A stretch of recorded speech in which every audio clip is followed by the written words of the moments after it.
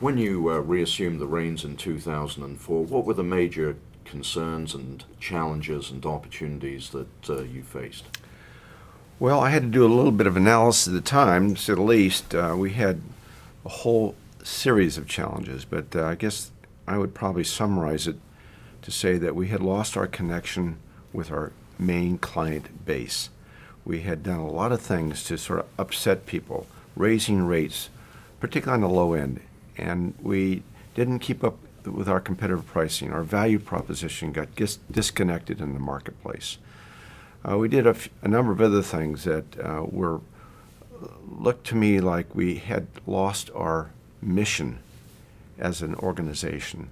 So I had to bring it all back in and figure out what I would take to get ourselves reconnected with our clients again. And what were the founding principles that have guided you these many decades in connecting with the clients who you're looking to attract and retain? Well, certainly in our heritage, value was crucially important. We started out in the early days as one of the original discount brokers as such, and of course that's remained with us as an image for 30 years, but we were much more than a discount brokerage. But nonetheless, we had to have value as a critical part, I think, of our value proposition for our clients, and we lost that. Right. And other things that unfolded, our variety of services, open architecture, lots of things that we've innovated along the way, we need to do a little bit better about, but the principal thing, in my view, was we had lost that value proposition. So here you are in late 2004, needing to reconnect with the client base. The financial services market is very cluttered. Along comes the idea of the Talk to Chuck campaign. What were the initial thoughts that you had when this was presented to you? Well, I should say a couple things about that, but before I get into that, we had to do some really important engineering of the company before I could do anything, including a new campaign. We had to take out an enormous amount of cost. We took out $600 or $700 million of cost in order to put that all back in the form of reduced prices for our clients. So I had to get that.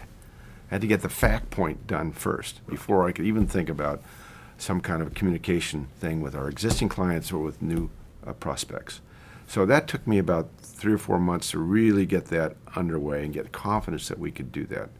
Then later in that year of 2004, we went about investigating or really putting our account up for review with a variety of ad agencies, and we selected a few for a more intense study, and then we selected one firm in New York, a Euro organization, and they are the ones that came up with the idea around the Talk to Chuck, and that was the beginning point of that. When you first were exposed to the idea, what were your reactions? What were your concerns or questions?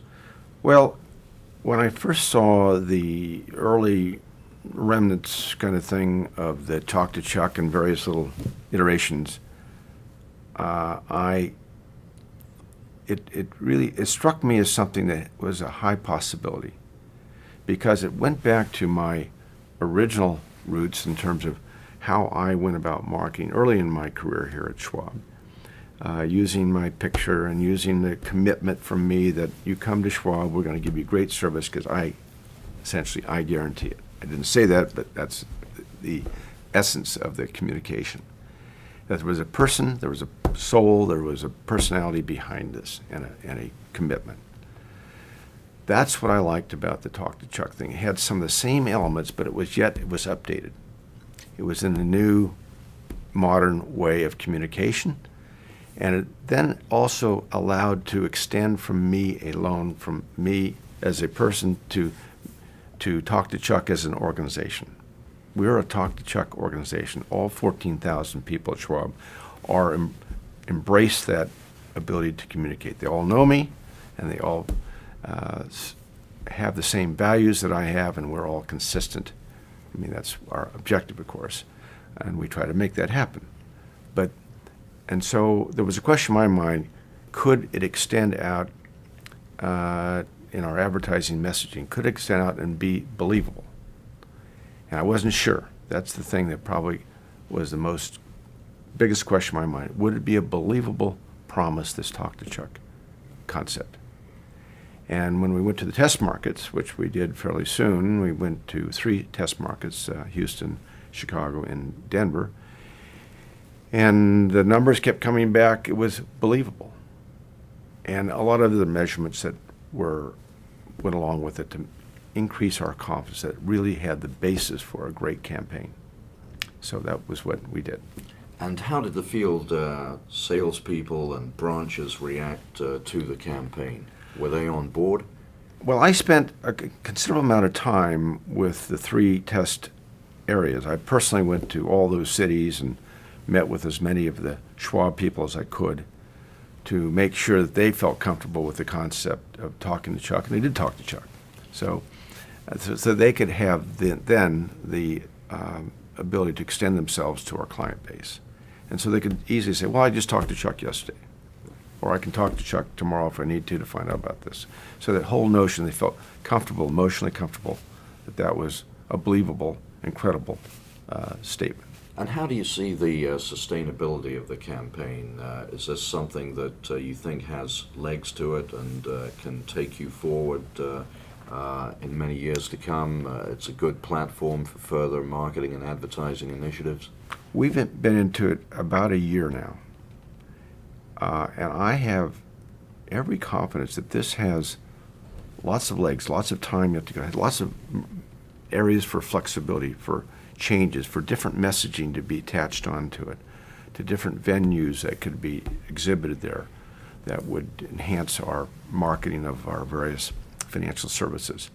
Yeah, I think it has, where Schwab is going now is going in the direction of more service, more personal service, more help and advice. In my early years, I had a company that was primarily a transaction-based company. That went well. Transactions now happen to be somewhat of a total commodity. People who are coming into the financial services now to find people like ourselves, they want help and advice. And they want it ethically done. They want to be reliable. They want good performance. They want it thoughtful. They're not looking for hot tips. They're looking for thoughtful financial plans that will get them to great outcomes. How do you stay in touch with the clients? Well, I do a lot of things. I certainly have periodic webcasting where we'll bring into a branch or some other facility near a branch, whether Chicago or New York or San Francisco. We'll bring in 100 or so people there, but then we'll broadcast out by web out to a variety of branches where they bring in clients. So we have a way to communicate with a broad number of clients simultaneously and cost effectively.